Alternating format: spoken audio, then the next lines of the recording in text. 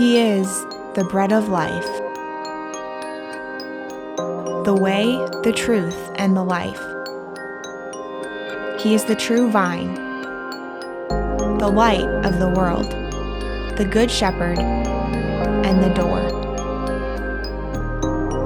He is the resurrection and the life.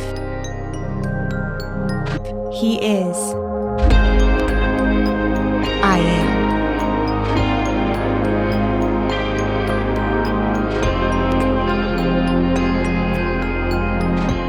It wasn't an easy journey. It was about 80 miles on foot, but the 4 days it took the travelers to make the journey to the city gave them plenty of time to talk about what they would find in the big city, to talk about their country and the future of their country, to talk about their families, to talk about the dry heat of the day and the cool nights as they slept out underneath the stars on their way to Jerusalem. Their leader, however, was more quiet than usual. He was preoccupied, it seemed, by taking pieces of leather and braiding them into a long cord. When they finally got to the city, he headed straight for the temple. And what he saw there was busyness. It was a chaotic scene. There was animals with their snorting and squawking and their intense animal aromas filling the nostrils. There was money all over the place. There was tables. There was commotion. There was bartering and bargaining. Lots of chaos. In fact, as you looked on that scene, you would have had the distinct impression that this sacred space was being co-opted by business, by something that it was never really intended for. And countless people were caught in its flow. But all of that was about to change. Because the one who had created the temple in the first place gripped that braided cord in his hand and brought it crashing down with resounding fury. He started throwing over tables, scattering the money, driving the animal and people from that place. And then he spoke with a righteous indignation these words, "Get these out of here. Stop turning my father's house into a market." Wow, that'll wake you up. I mean, this system had been around for a long time. This is what we do. This is the way that we do life. Who do you think you are to step into this place and to mess up what we've got going on here? I'm sure everybody was asking that question, not least of which were Jesus's followers who were with him, right? I mean, you've got to think about them. They had just come from this place where Jesus was at a wedding, celebrating a new couple, doing this social event. He actually was the one that kept the wedding celebration going by turning water into wine. And Jesus, we've seen you heal people. We've seen you talk to people that nobody else wants anything to do with. Jesus, you're full of grace and compassion. But now this, what is this? What is this truth-speaking, justice-seeking, judgmental side of you? Can you imagine how tense that must have been? Have you ever been in a situation like that where somebody lost it? Where somebody either verbally with their words or physically went after someone else? I can remember one time when I was at a Major League Baseball game, and I grew up around Chicago, so there's quite a rivalry between the Chicago Cubs and the Chicago White Sox. I was at one of those games when I looked up into the upper deck of the stands and I saw an altercation breaking out. Then I saw security quickly mounting the steps, running up to the top of the upper deck, grabbing a couple guys, separating them, and with one guy, they literally were like throwing him down the upper deck. I thought he was just gonna like plummet to his death all the way down to the bottom. I didn't know what to do. It was tense, it was violent, it was a little bit crazy. I just hope they weren't coming near my seat because I had no idea what I was gonna do if they got near me. And I imagine that's what Jesus's followers had to feel. Uncertain, shaken, wondering, what is this all about? You know, John had told us in his gospel already that Jesus is grace, but he also said that Jesus is grace and truth. And the truth here was that something was really wrong. Something was really off, and Jesus needed to correct it. In fact, it has to be a big deal because can you think of any other instance in all of Jesus's life where we have a situation like this described, where Jesus takes out a physical act like this in righteous anger on other people? I mean, he often spoke strong words, right? To the religious leaders at least. But if you look at all of the material on Jesus' life, this is the only instance of physical reckoning that you will ever find. So if that's true, this is a big deal. Why does he do this? And what is he trying to tell us? I'm gonna try and answer that for you today as we continue our series here in the Gospel of John, as Jesus' best friend John gives us stories about Jesus' life, true stories about Jesus' life to show us that Jesus is the I am. And up to this point, John has been talking to us about Jesus being full of grace, but today we get this story about Jesus also having another side that we need to take into consideration if we're really gonna understand who he is. So if you have your Bible, take it and turn to John chapter 2. You could do this on your device as well to check out this story. Now, this is a really interesting story and a really interesting chapter in John chapter 2, because Jesus goes from being at a party and celebrating to like being the bouncer of the party, right? He's all happy, he's excited, he's keeping the party going, and now there's this other side where we're like, what is going on with this? There was a family that we grew up with in Indiana, which is where I grew up, and we love this family, still close to this family to this day. His kids are a little bit younger, the dad's kids are a little bit younger than I am and my siblings are, but we love this family. And so the dad would often have people over to his house. He was my basketball coach as well, so basketball team would be over there, family friends would be over there. And he's like throwing the party, ordering pizza, laughing with everything. Everything is party, great, wonderful. And then this crazy thing would happen, like at 9:30, he would stand up from where he was at and he was like, all right, everybody out. And he would say it like that. I mean, he was a big dude and he was harsh. You know, he would, everybody out, I'm going to bed, now, leave. And so it's like, party, stop, you're done, I'm going to bed, get out of here. This was not a Midwestern goodbye. You know what I'm talking about? You know an Iowa goodbye? Like a good Iowa goodbye takes at least 45 minutes, you know?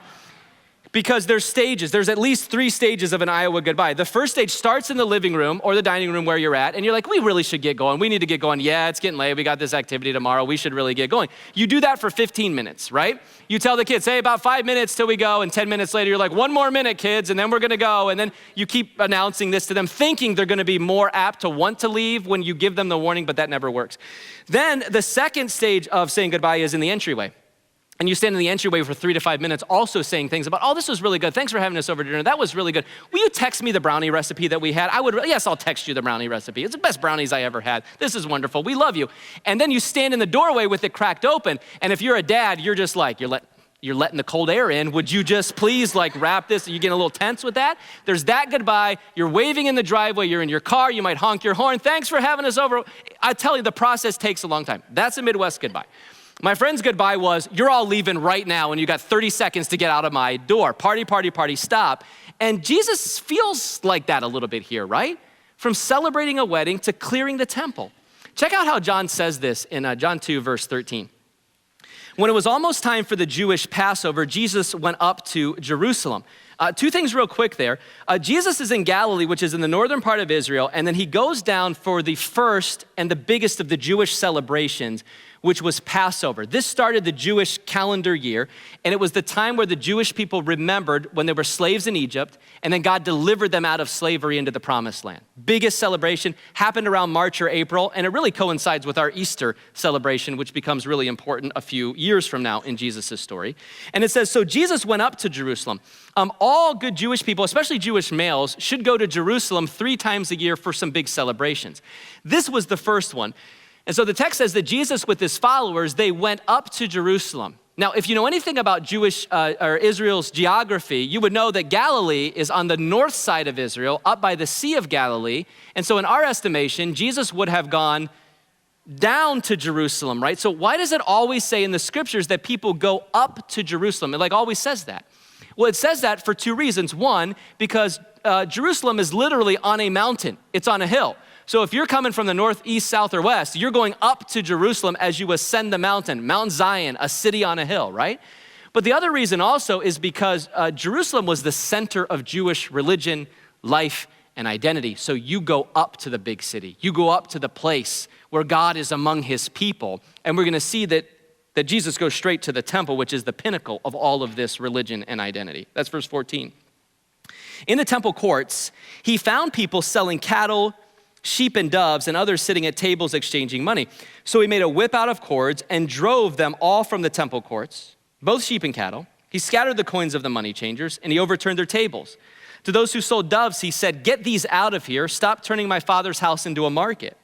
His disciples then remembered that it is written, this is from the Psalms, zeal for your house will consume me. The Jews, or the Jewish leaders, then responded to him, "What sign can you show us to prove that you have the authority to do something like this?" Jesus answered them, "I'll give you a sign. Destroy this temple, and in 3 days I'll raise it up again." They replied, "It's taken 46 years to build this temple. You're gonna raise it in 3 days? The sign is that you want us to destroy the temple, and then you're gonna rebuild it in 3 days? We don't think so." Verse 21, but the temple that Jesus spoke of was actually his body. And after he was raised from the dead, his disciples recalled what he had said. Then they believed the scriptures and the words that Jesus had spoken. So to get at why Jesus is so angry and so passionate here, we have to understand first some things about the temple. This is a model of what would be called Herod's temple. This was the temple that Jesus would have been a part of. This is where he would have gone. There was a few different temples. This was the one around at Jesus' time. And this is a scale model from the Israel Museum. Now, here's the thing about the temple, is that the temple was the place that God had designed on earth to be a physical location where people could connect with him.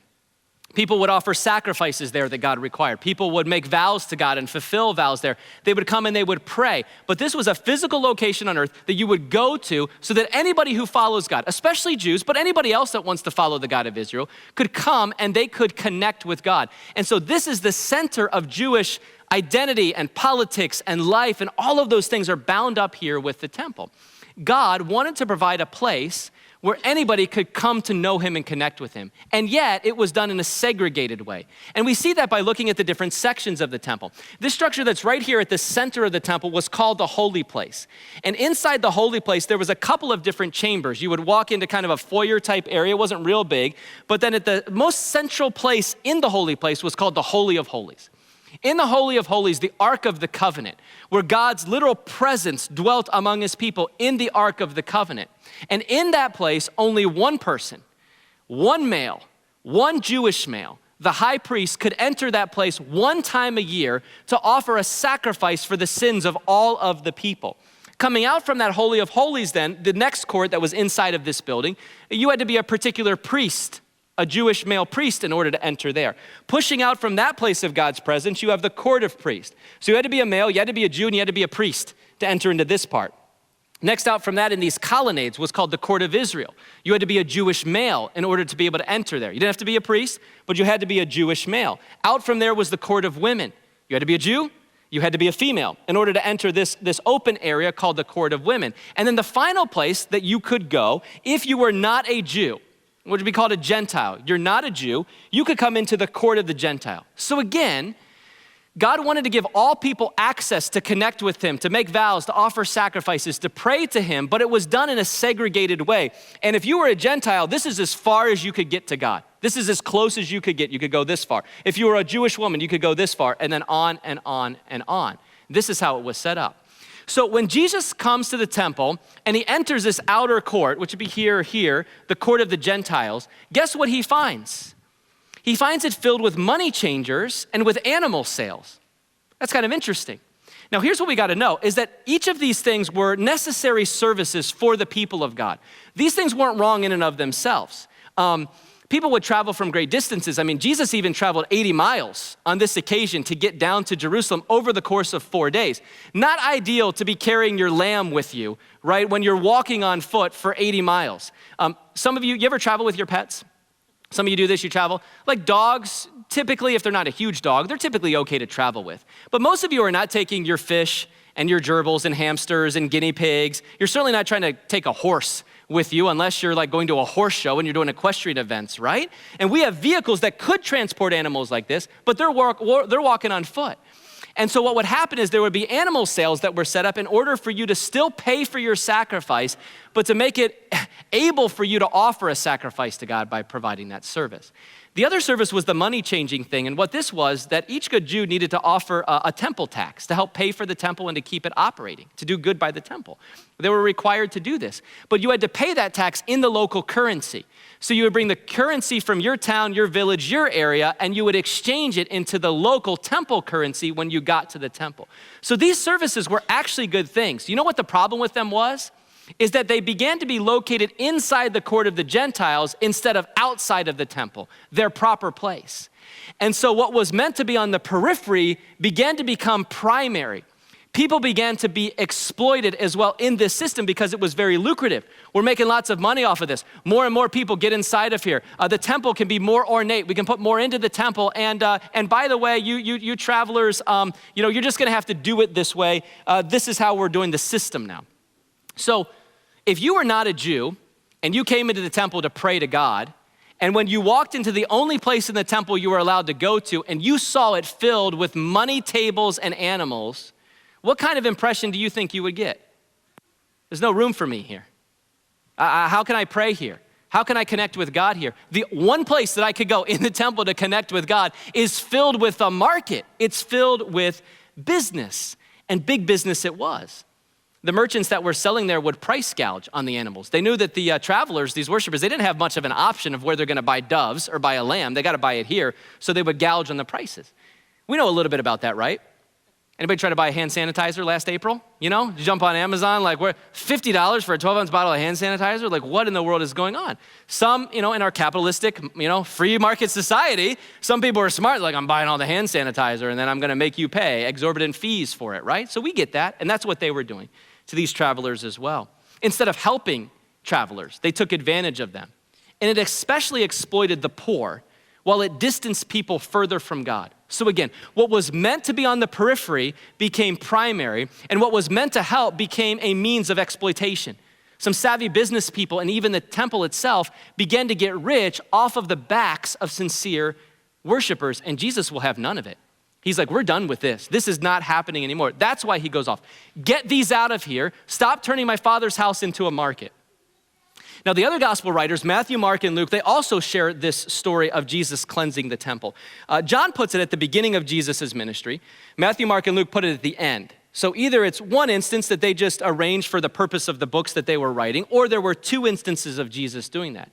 Either way, Mark's account gives us some insight into why Jesus was so passionate here, why he was so upset. And we read this in Mark chapter 11. Jesus said this, "Is it not written, my house will be called a house of prayer for all nations, but you've made it into a den of robbers." Two things that Jesus shows us there that he's passionate about and the reason why he's so upset.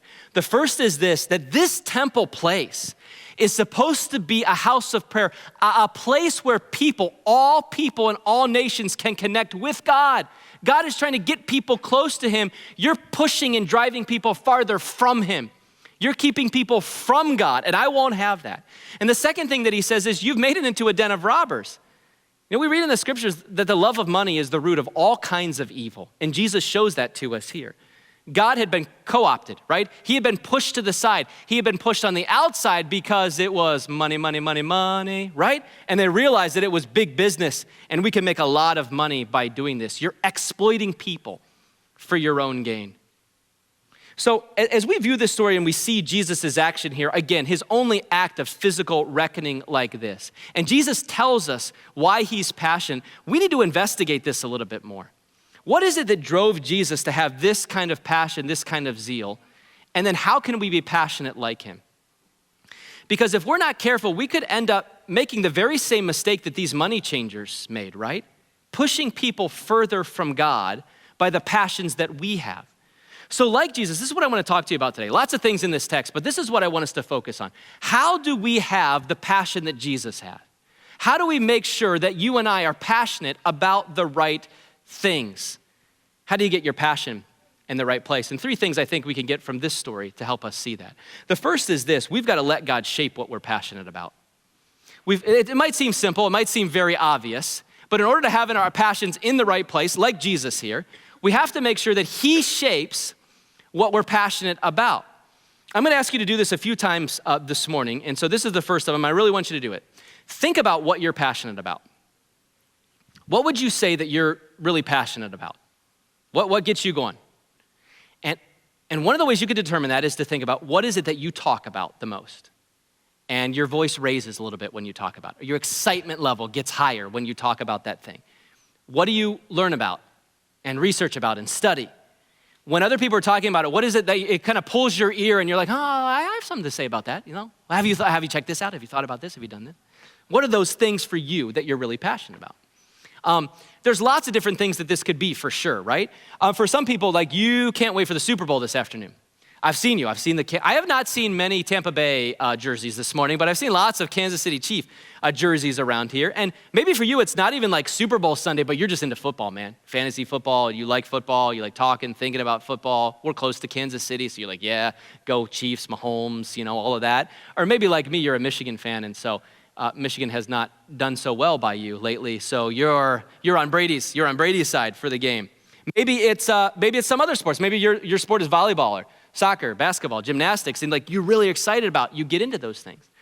Or maybe it's the markets, like all this stuff that has happened with GameStop and with Robinhood, like you're all about that and you want to talk to people and you've got a take on that whole thing that's going down. Or maybe it's travel, or it could be cycling, or it could be camping, or it could be fashion, or you're really into shoes and the latest styles of those things.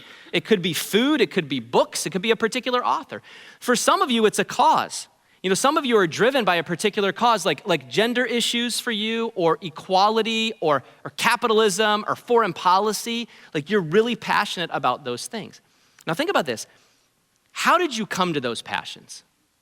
How did those things become what you are passionate about? I'm guessing maybe some of it was like wired into you, but then I imagine somebody put you onto it. They introduced you to that thing, and then you had an interest in it, and so you began investing your time in it.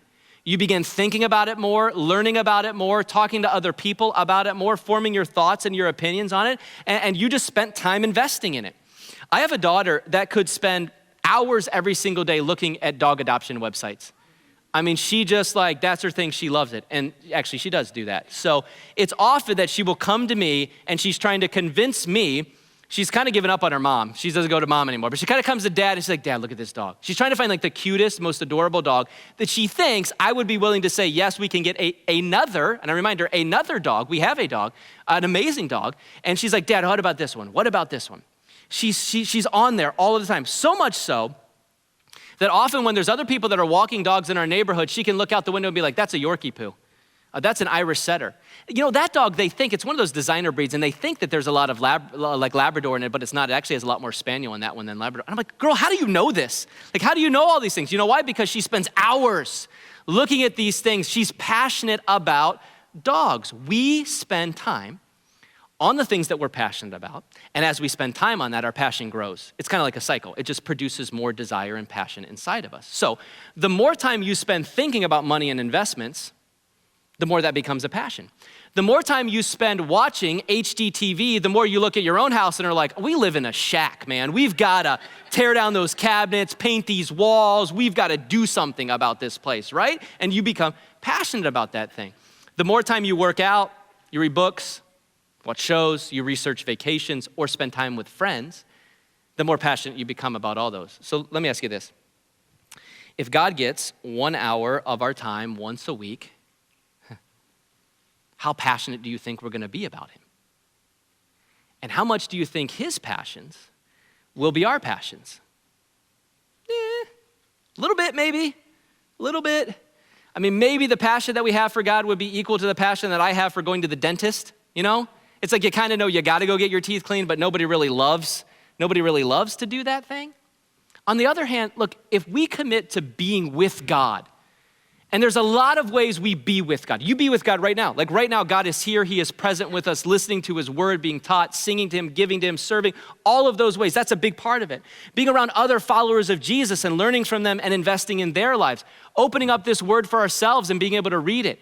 Learning how to pray and grow in that relationship. Getting in a study or getting in a community group. Those are other ways that we connect with God and we begin to allow him to influence our lives. Look, you're gonna allow something to be the primary influencer of your beliefs and your values and your passions. That could be a book or an author. It could be a website. It could be friends. It could be family. It could be a social media influencer. Often it's a combination of all of those things kind of put together in one bucket for us.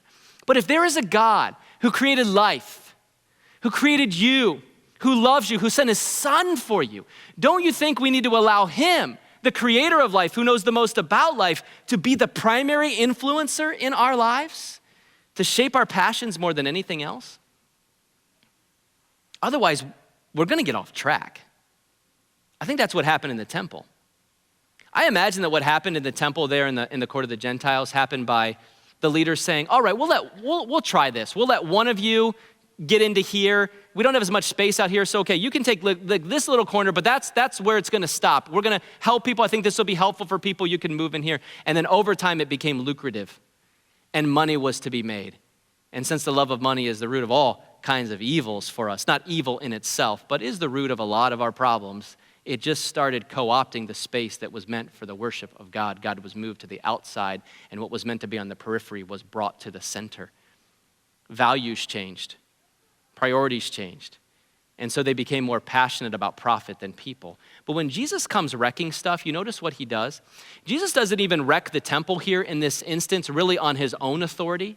You know the authority that he uses to wreck the temple? What does he say? He calls us back to the prophet Isaiah. He quotes from what God had said in the Old Testament, and he said this, my house, God said, this is the purpose he established. My house will be a house of prayer for all the nations. That's what's happening, and you've changed that purpose. You forgot why God established this place in the first place. You have not allowed God's passion to be your passion. It has been taken over by another passion, something else, and so now you're exploiting people. And so we have to think in our hearts, the day we live in right now, in order to stay in line with God's purposes and his passions, I need him in my life. And I need him in my life not just occasionally, not just here and there. You ever try to eat occasionally? You're like, yes, I'm on a diet, I'm trying to eat occasionally. But if you ever said to yourself, yeah, I'm trying to eat I'm eating once a week. I'm gonna be fine, I'm gonna eat once a week, it's gonna be good. You know what I'm gonna tell you? You're gonna die. You are going to die. You might last 6 weeks, you might last 2 months, maybe you could make it that long, eating one time a week, but eventually you're gonna shrivel up and you're gonna be gone because you can't just eat occasionally. And we can't kind of be with God and let him influence us on occasion.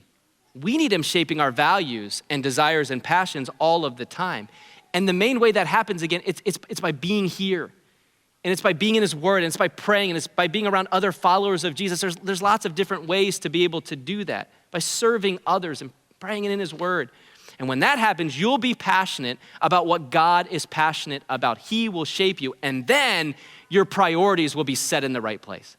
This is the second thing we need to have the kind of passion that Jesus has. First, we need to let God shape our passions, and then secondly, we need to prioritize the primary things. Prioritize what is primary. Again, the animals and the money changers, they were not wrong. They were a good service when they remained in their proper place outside of the temple, outside of the place that was reserved for God. But when they took priority, they removed God from the center and they exploited people. So look, this isn't a matter of the worship of God is right and all of these other things are wrong. It's not a matter of what is right and what is wrong. It's a matter of priority and place. What belongs where? Jesus shows us the priority by passionately setting it forward for us. Zeal for your house and all people connecting with you in this house. That's what's going to consume me. That's the priority. So I asked you before, what are you passionate about? I told you I'm gonna come back to this a few times. What are you passionate about? And then I said, let's make sure that God shapes those passions. But even as I say that and you think about that, I never want to give you the idea that all of those other things are unimportant.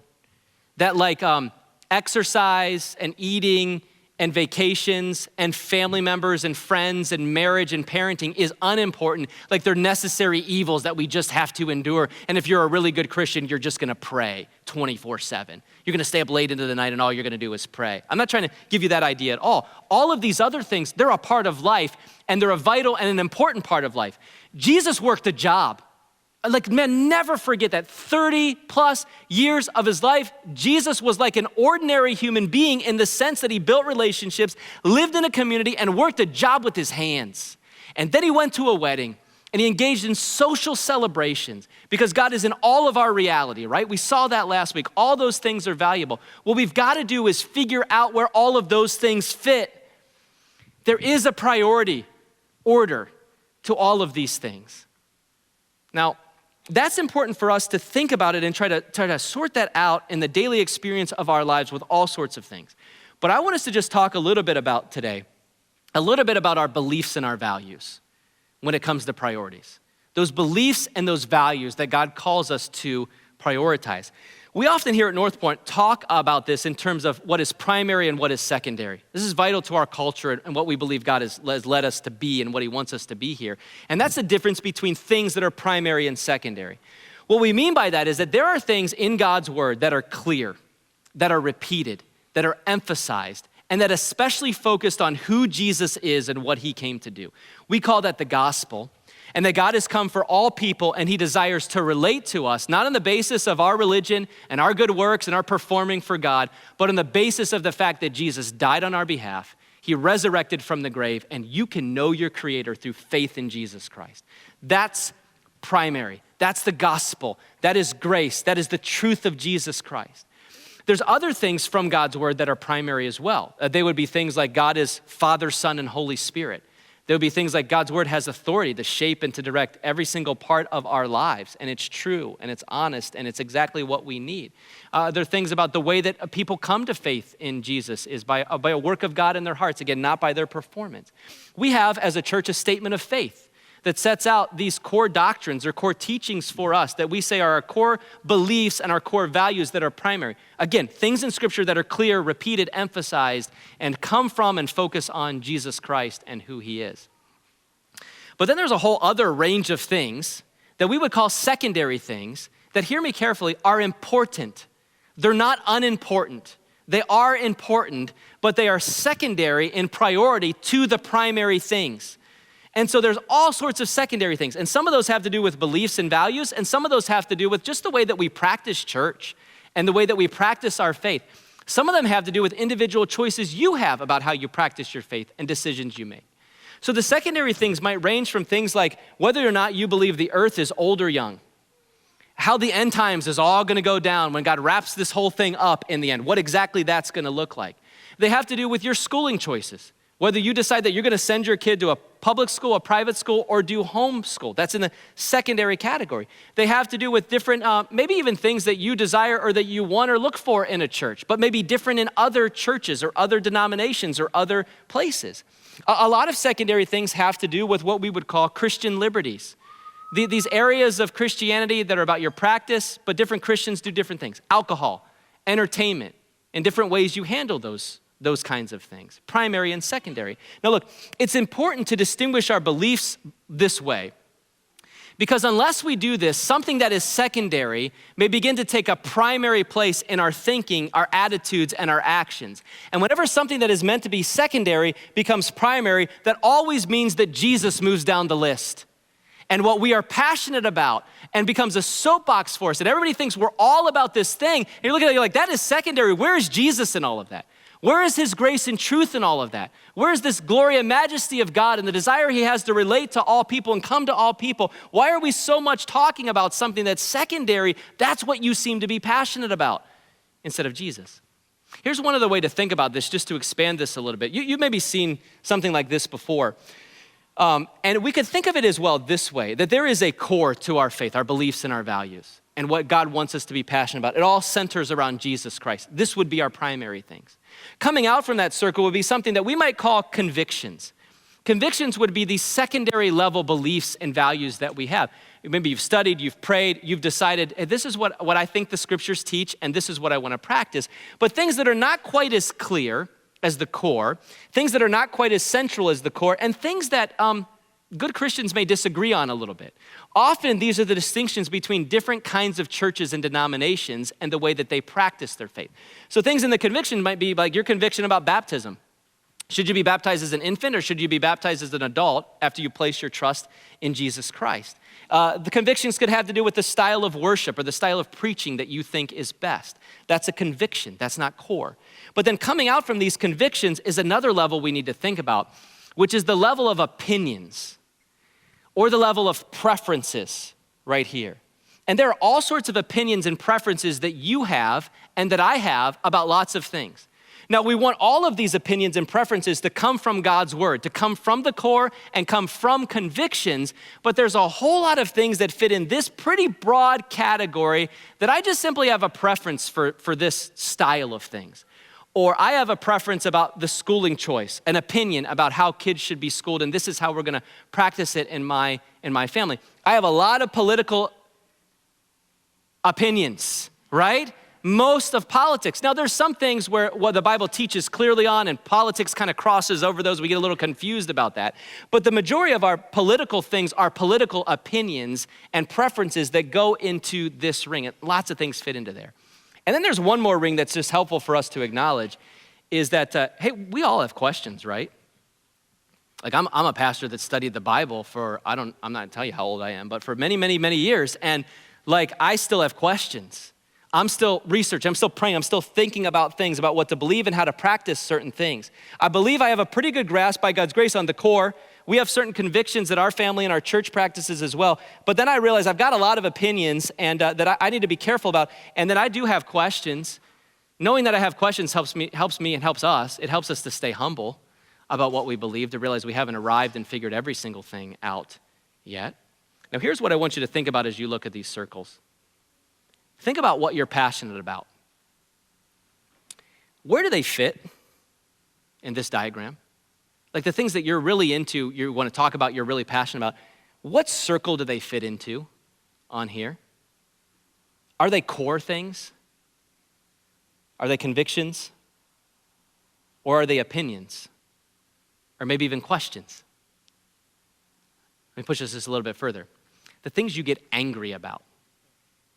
The things that raise your temperature, the things that you really want to post and get out to people, the things that you get a little more aggressive on, and then you have to be like, Jesus, please calm me down, but you're there already, right?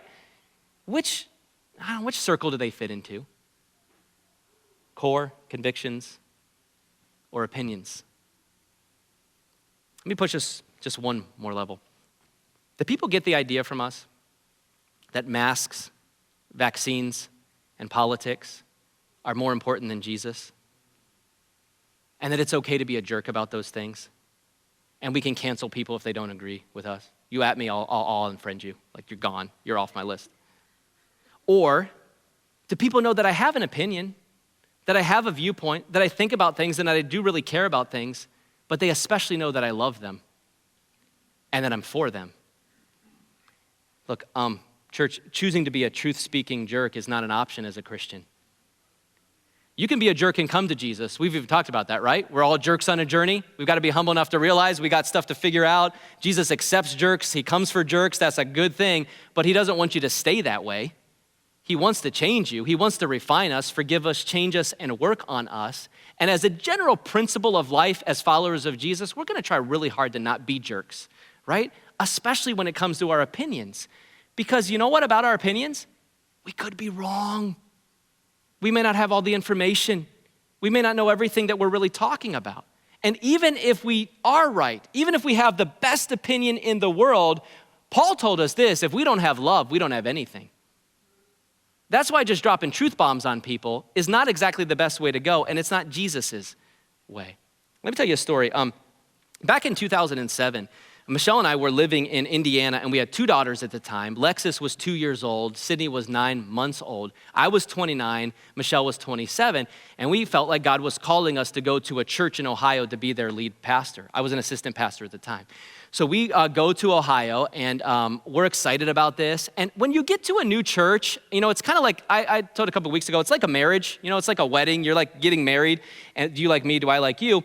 Well, after you get married, you usually have a honeymoon, right? Like when you have a marriage here with somebody, with your spouse. And usually if you're going to a new church, there's a honeymoon phase. We did not have a honeymoon at all. It almost blew up from the very beginning. And I don't mean blow up as in like the attendance skyrocketed and everything was wonderful.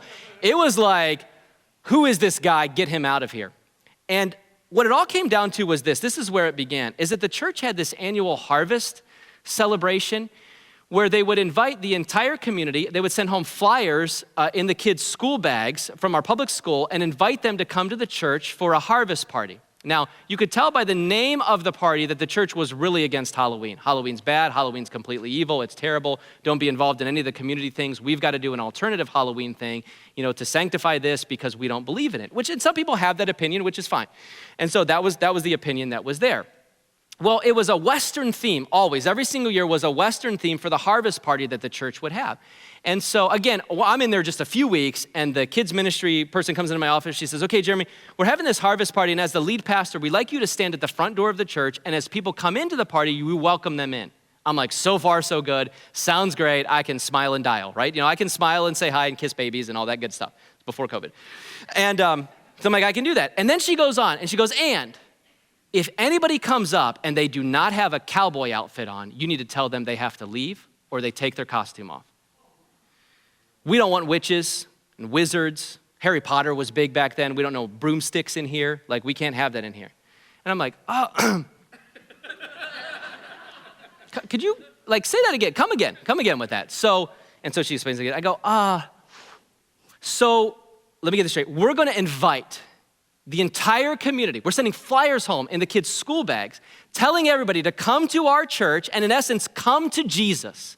We wanna love you, we invite you in, but when they show up at the door and they don't look right, we're going to reject them and say, you can't come in here if you don't clean yourselves up and look the way we want you to look. And she's basically, well, that's what we've always done. And I'm like, that ain't what we're gonna do anymore. Like, this is about to stop. I go, I'm not doing that. That is not gonna happen. There is no way in this world we're gonna do that to our community because they see the church as a representation of Jesus, and Jesus came to invite all people in. You may not like witches, but I'm pretty sure Jesus came to save them. So all the witches can come, as many as want to, right? And the whole thing blew up. So she went ballistic. Her husband was an elder. They rallied some of the elders and people in the church. We had a church meeting. It was a try to get Jeremy fired campaign. I'm in this church meeting with people, fingers pointed at me, being accused of all sorts of things, being yelled and screamed at. Michelle has never wanted to go to a church meeting since then. I'm literally, she's still scarred. She's like, do we have to have church meetings? I'm like, hey, they're pretty good here at NorthPoint. Like, we do pretty good. Especially the last two, they were digital, right? And so it was amazing, so good. And before that even, you guys have been great. It's been wonderful in that way. Now, why did all of this happen? You know why all of it happened? It happened because an opinion became primary. And what was a preference and is supposed to be out here and is supposed to be on the periphery and is supposed to be outside of the temple, helping people worship God, took up the central place. An opinion, a preference became most important. In our story in John chapter 2, Jesus gets angry, he does. And he shows his zealousness one time like this because people were being exploited and kept from worshiping God, not because of secondary issues or opinions. So look, let's use our zeal, our passion, and our energy, like Jesus, on the primary things, the things that Jesus is passionate about, which leads to our final way to make sure that we have Jesus's kind of passion. We want to let God shape all of our passions. We want to make sure that we keep the primary things in their proper place. And then lastly, we have to remember this. As followers of Jesus, we are recruiters, not TSA agents. You know what I mean? You fly, and you have, maybe not lately, but if you've flown before, you know there's this whole security process that you have to go through. Now, in Des Moines Airport, it's amazing because it's like, you don't even have to get there that early, and you can get through, it's awesome, but you still have to do what everybody else does. There's a security check. And so you place all of your bags up on that conveyor belt. It goes through the x-ray machine. They're making sure you don't have guns and bombs in there, no liquids beyond a certain amount that are in there. Then you gotta walk through one of the machines, or you stand there, right, and you do this number, and the whoop, whoop thing goes around you. They're checking you out, make sure you don't have any weapons. I'm thankful for TSA agents. They've had a bad rap the last 15 or 20 years or so, right? But like, I'm thankful that they do their job. And this is their job. They keep the bad people out and they let the good people go on, right? They make sure that bad things don't get onto the airplanes, and they make sure they keep out all of the things that are not supposed to be in there. They are discriminating. They are keeping certain people out. As a follower of Jesus, that's not our job. We're not TSA. We're not security agents. We're not prosecutors and judges of people. We're recruiters.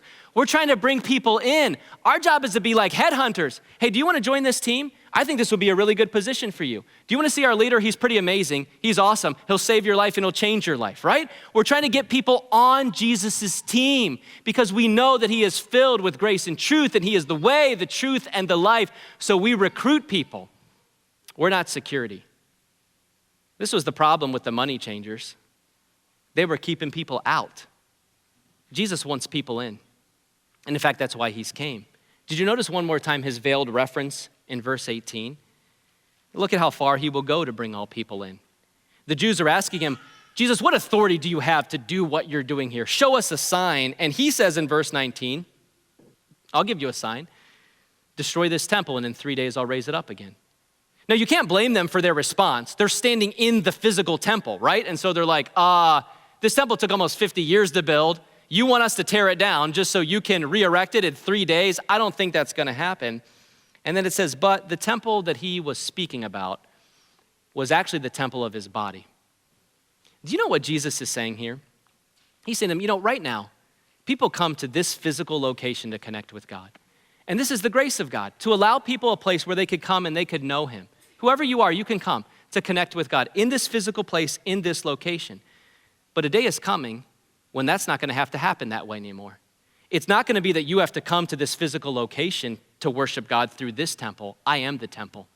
And when I die as a sacrifice on behalf of all people who have ever been created, and I resurrect from the grave in order to give them a relationship with God, you can be in Des Moines, Iowa 2,000 years later, and you can worship God right here and right now. God's presence will dwell with people wherever they are through faith in me because I am the temple. You're trying to keep people out. Even in this physical location, you're keeping people from God, but I'm gonna do you one up. I'm gonna do this better, and I'm gonna make it possible for all people everywhere to come to God, not in a place, but through faith in me, and I'll die to make it happen. That's what Jesus is passionate about. In fact, what do we call the last week of Jesus' life? We have a movie even about it, The Passion of the Christ, because this is Jesus' passion, giving up his life for you so that you can come into a relationship with God, whoever you are, wherever you are, whenever you are.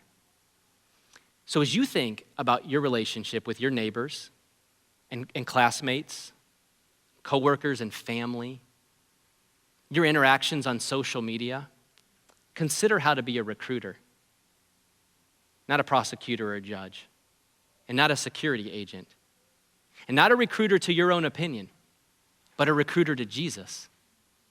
This is the reason that we have to be careful with our opinions and what we are showing people that we're passionate about.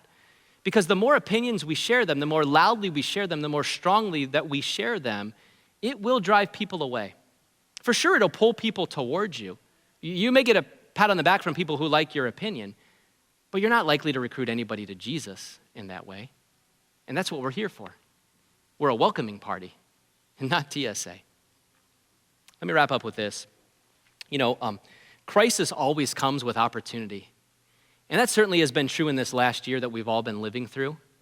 While it's been really hard for some people, Zoom has done pretty good this last year. They've taken advantage of the opportunity. If you're in the toilet paper business, like Charmin, they've been killing it, right, this last year. Chick-fil-A, I was thinking Chick-fil-A, of course, somehow, they always figured it out. They're having some record sales in this past year for sure. Do you know historically, crisis has also been an opportunity that Christians have stepped into? That when things were the hardest and the darkest and the most bleak, Christianity stepped up to the plate and shined the light of Jesus for all people to see. This pandemic we've been facing, the race issues, the polarization that so many people feel, it's an opportunity for Christians to stand in the gap. It's an opportunity to show people who Jesus is, who we are. It's an opportunity to recruit people to the grace and the truth of Jesus. You know how we're not gonna do that? We're not gonna do that by being all about our opinions and preferences. We're just not. We're not gonna do that by being all about masks and vaccines and rights and conspiracy theories and politics, opinions and preferences. We're not gonna do it by fighting with other Christians about these things. We're not gonna do it when we are divided. Strong vocal opinions are sidetracking a lot of Christians and distracting us right now. Those opinions, hear me so careful in this again, all those opinions and preferences, have them. You can't not have them. It's ridiculous to think we couldn't have opinions and preferences. You can have them, think about them, research them, talk about them, even have good, gracious arguments with other people about them. For sure, we encourage that here. We want that here. I've had a number of these conversations out in our foyer. As long as you're not yelling at me, I'm good to go. We can talk about it. You can disagree with me. You can. You do sometimes. Maybe I don't need to encourage that anymore. But you can. That's what I'm saying. Have those opinions. But for God's sake, put them in the right place. Put them in the right place. They are opinions. Check your passion. Zeal for your house. Zeal for all people coming into a relationship with God. The kind of zeal that God would give up his life for. The gospel, grace, Him knowing you, you knowing him and coming to him. That's what Jesus is passionate about. That's how we seize the opportunity. And sometimes we have to put our opinions aside so that people will see him. This is why I'm thankful for you, NorthPoint, because by and large, you want this. You desire this. And we have a community of people that I think understand this. And if you don't understand it yet, we love you. We'll be gracious to you. I'll keep prodding you along on this thing. But we love you. We're for you and we are with you.